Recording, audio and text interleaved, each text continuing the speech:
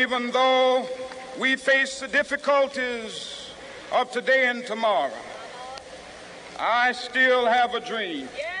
We all sensed, and I certainly did, that it was a once-in-a-lifetime challenge, but also an opportunity. So I think we all sort of sat a little bit taller and just went at it with a lot of gusto and confidence, and we never looked back.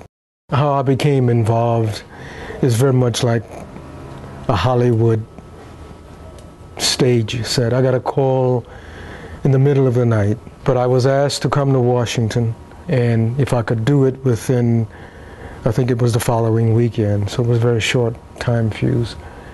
But the person couldn't say what it was about, per se.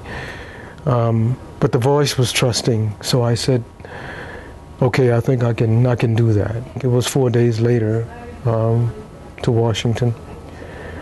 Then we had our first session. It was about a dozen designers, artists, architects, landscape architects, engineers, and it was an exploratory session.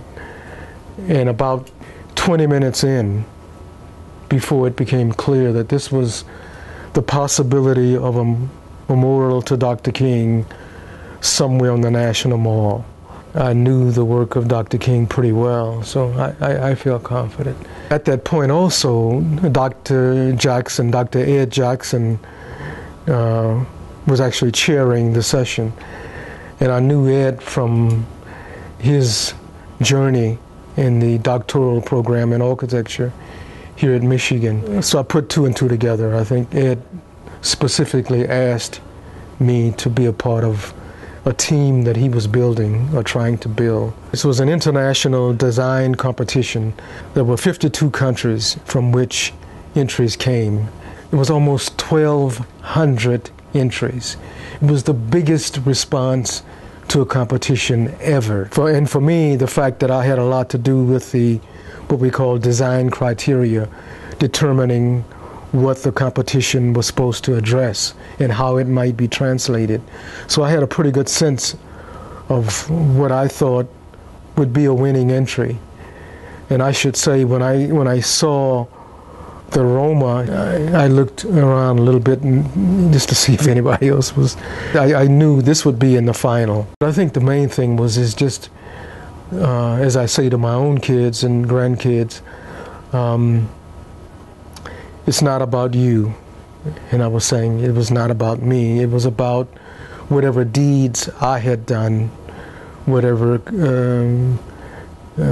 ideals I had been able to make clearer to other persons, that I was, in a sense, chosen to be a part of this.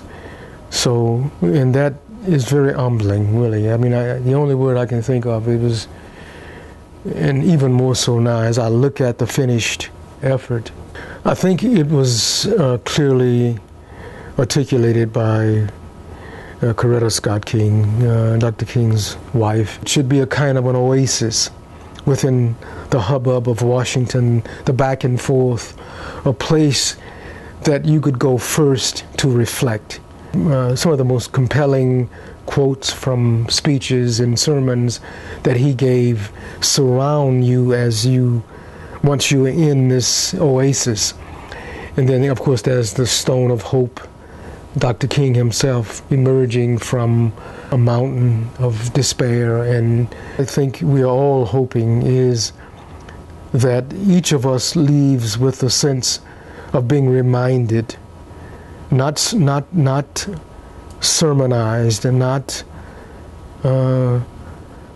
even challenged per se, just reminded of our capacities to be